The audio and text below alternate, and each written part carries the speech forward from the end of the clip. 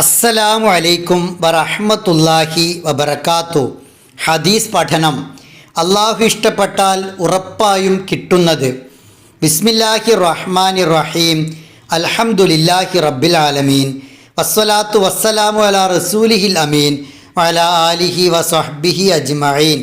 അൻ അബ്ദുല്ലാഹി ഇബ്നു മസ്ഊദ് റളിയല്ലാഹു അൻഹു ഖാൽ ഖാല റസൂലുള്ളാഹി സ്വല്ലല്ലാഹു അലൈഹി വസല്ലം വ ഇന്നല്ലാഹ യുഅതി ദുനിയ മൻ യുഹിബ്ബു വമൻ ലാ യുഹിബ്ബു വലാ യുഅതിൽ ഈമാന ഇല്ലാ മൻ അഹബ്ബ.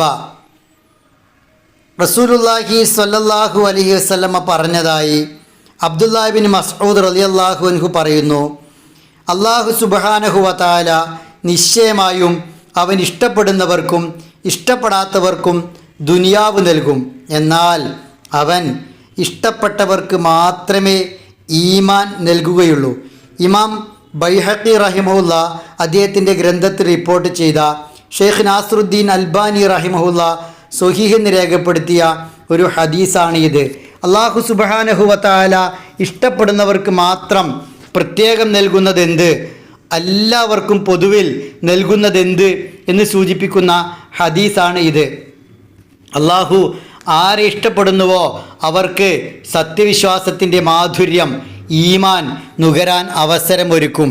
എന്നാൽ ദുനിയാവിലെ സൗകര്യങ്ങളും സംവിധാനങ്ങളും സുഖങ്ങളും എല്ലാം അവൻ ഇഷ്ടപ്പെടുന്നവർക്കും ഇഷ്ടപ്പെടാത്തവർക്കും ഒക്കെ നൽകും. ദുനിയാവാണ് ഏറ്റവും വലുത്, ഇവിടുത്തെ സൗകര്യങ്ങളും സുഖങ്ങളുമാണ് വലിയ സംഗതി എന്ന് ചിന്തിക്കേണ്ടതില്ല. അത് ആവശ്യമാണ്, പക്ഷേ അള്ളാഹുവിൻ്റെ ഇഷ്ടത്തിൻ്റെ മാനദണ്ഡമല്ല, അടയാളമല്ല അത്. എല്ലാവർക്കും അള്ളാഹു കൊടുക്കുന്നതാണ് ദുനിയാവ്. എന്നാൽ ദുനിയാവ് കിട്ടിയതിൻ്റെ പേരിൽ പരലോകം ഒരാൾക്ക് നഷ്ടപ്പെടുക എന്നത് വലിയ അപകടകരമാണ്. അത് നഷ്ടപ്പെടാതിരിക്കാൻ ദുനിയാവും കിട്ടണം, പരലോകവും കിട്ടണം. ഈ രണ്ട് നേട്ടവും ഒരുപോലെ സംഭവിക്കാൻ ഉണ്ടാകേണ്ടത് ഈമാനാണ്. ഈമാനാവട്ടെ അള്ളാഹു ഇഷ്ടപ്പെട്ടവർക്ക് അള്ളാഹു നൽകുന്നതാണ്. അതിനാൽ അള്ളാഹുവിൻ്റെ ഇഷ്ടം സമ്പാദിക്കാൻ, അവൻ്റെ പൊരുത്തത്തിൽ ജീവിക്കാൻ നമുക്ക് സാധ്യമാകണം. അങ്ങനെ സാധ്യമായാൽ അവൻ ഇഷ്ടപ്പെടുന്നവർക്ക് കൊടുക്കുന്ന ഈമാൻ അവൻ നമുക്ക് നൽകും. അവൻ ഇഷ്ടപ്പെടുന്നവർക്കും ഇഷ്ടപ്പെടാത്തവർക്കും ദുനിയാവ് നൽകുന്നുണ്ട്. ദുനിയാവ് വേണം, ദുനിയാവിലെ സുഖങ്ങളും സൗകര്യങ്ങളും ആവശ്യത്തിന് ഉണ്ടാകണം. പക്ഷേ അവയിലൂടെ അള്ളാഹുവിലേക്ക് അടുക്കാനും അള്ളാഹുവിൻ്റെ ഇഷ്ടം നേടിയെടുക്കാനും ശ്രമിക്കുക എന്നതാണ് വിശ്വാസി ചെയ്യേണ്ടത്.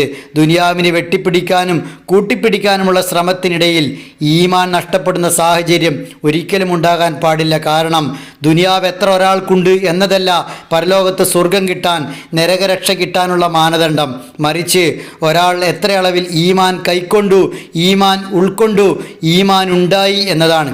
അതിനാൽ ദുനിയാവിൽ ജീവിക്കുന്ന വ്യക്തികൾ എന്ന നിലക്ക് ദുനിയാവ് മനസ്സിനകത്തേക്ക് പ്രവേശിക്കാതെ, ദുനിയാവിൻ്റെ അടിമകളാകാതെ, ദുനിയാവിനെ അടിമപ്പെടുത്തി ഈമാൻ്റെ ഉടമകളായി മാറാൻ ഓരോരുത്തർക്കും സാധ്യമാകേണ്ടതുണ്ട്. അള്ളാഹുവോട് പ്രാർത്ഥിക്കണം, പടച്ചവനെ നീ ഇഷ്ടപ്പെട്ടവർക്ക് നീ കൊടുക്കുന്ന ഈമാൻ ഞങ്ങൾക്ക് നൽകണമേ എന്ന്. ആ ഈമാൻ കൈക്കൊണ്ടുകൊണ്ട്, ആ ഈമാൻ ഉൾക്കൊണ്ടുകൊണ്ട് ഈ ദുനിയാവിൽ ജീവിക്കാൻ ഞങ്ങളെ നീ അനുഗ്രഹിക്കണമേ എന്ന്. അങ്ങനെ ഈമാൻ കിട്ടിയ വ്യക്തികൾ അള്ളാഹുവിൻ്റെ പ്രത്യേക അനുഗ്രഹത്തിന്, പ്രത്യേക കാരുണ്യത്തിന് പാത്രീഭൂതരാണ്. അള്ളാഹുവിൻ്റെ പ്രത്യേക ഇഷ്ടക്കാരാണ്. അത്തരം ഇഷ്ടക്കാരിൽ ഉൾപ്പെടുക എന്നത് എല്ലാ വിശ്വാസികളുടെയും വലിയ സ്വപ്നമാണ്, ആഗ്രഹമാണ്, പ്രാർത്ഥനയാണ്.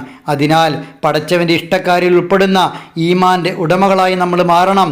ദുനിയാവ് കിട്ടിയവരെ നോക്കിയല്ല അസൂയപ്പെടേണ്ടത്.